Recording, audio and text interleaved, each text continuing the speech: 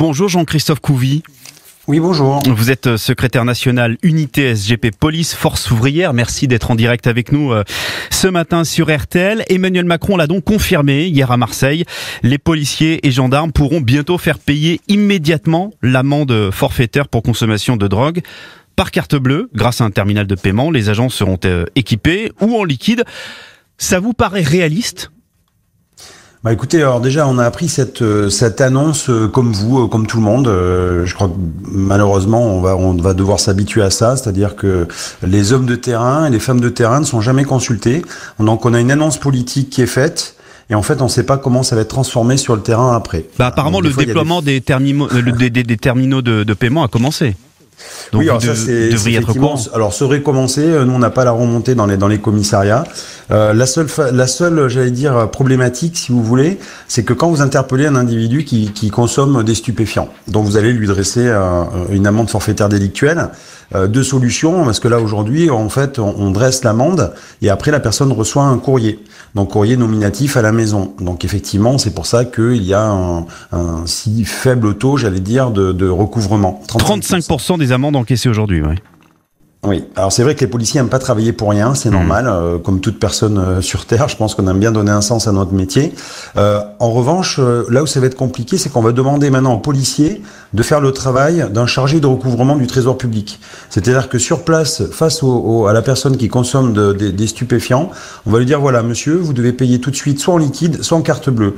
Imaginez déjà un petit peu le rapport que vous avez avec l'usager, qui est pas très très content, et donc il va falloir lui dire, mais nous si vous voulez, on vous accompagne au guichet, ou alors au distributeur de billets pour nous payer les 150 € que vous allez nous devoir, ou alors effectivement vous avez une carte bleue, on a un TPE sur nous, très très bien, et on va vous donner un petit reçu avec un billet. Et ça c'est pas possible. Donc, je dis pas que c'est pas possible, je dis en fait je veux dire, on peut pas obliger quelqu'un à payer sur place déjà. C'est pas dans la loi. On attend le décret d'application avec impatience, mais quel est le moyen de coercition de faire payer quelqu'un sur place? Et donc in fine, vous êtes la police. Parce on connaît aussi comment? Vous êtes la police. Mais nous sommes la police, mais enfin, on voyait très bien que sur le terrain, on n'est pas forcément respecté. Donc, il va y avoir encore une fois des invectives, il va y avoir des insultes, et surtout, c'est qu'on va être bloqué par rapport à l'obligation qu'on va lui demander de nous payer. Voilà. Donc, qu'est-ce qu'on va faire? Là, on va pouvoir se dire, là, on peut se dire, mais c'est votre boulot de policier de faire ça quelque part. Bah écoutez, je pense qu'à l'école de police, on va revoir quelques items, c'est-à-dire qu'on va nous apprendre à avoir un bon sourire commercial, on va nous apprendre à peut-être, pourquoi pas proposer un 3 fois sans frais, et puis on va prendre des cours de force de vente. Enfin, je veux dire, à un moment donné, moi je veux bien, mais il faudrait quand même qu'on se concentre sur le métier de policier.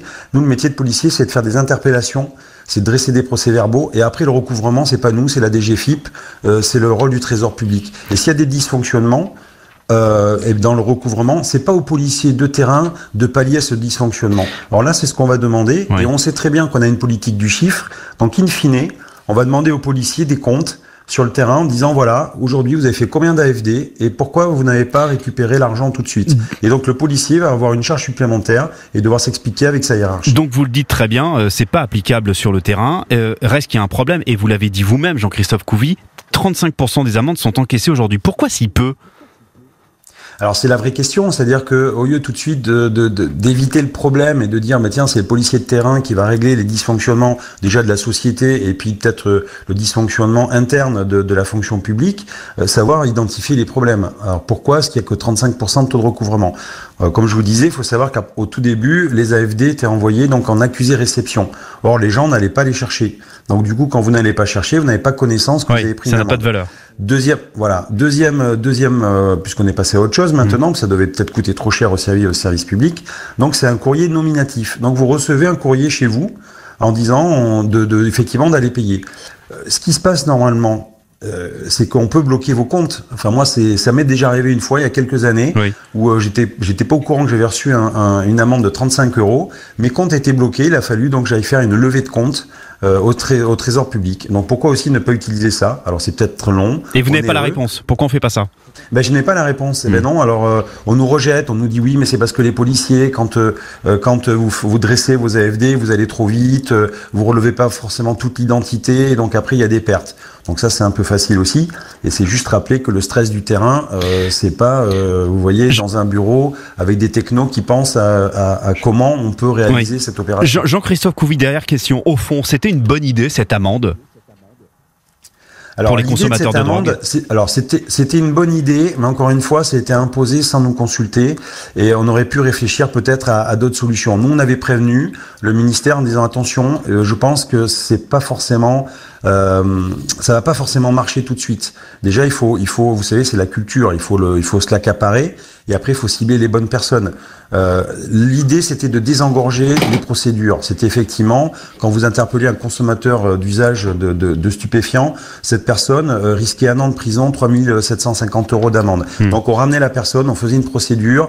Souvent d'ailleurs, on avait un rappel à la loi où le procureur classait l'affaire parce qu'il n'y avait pas assez, je veux dire, de bénéfices pour condamner une personne.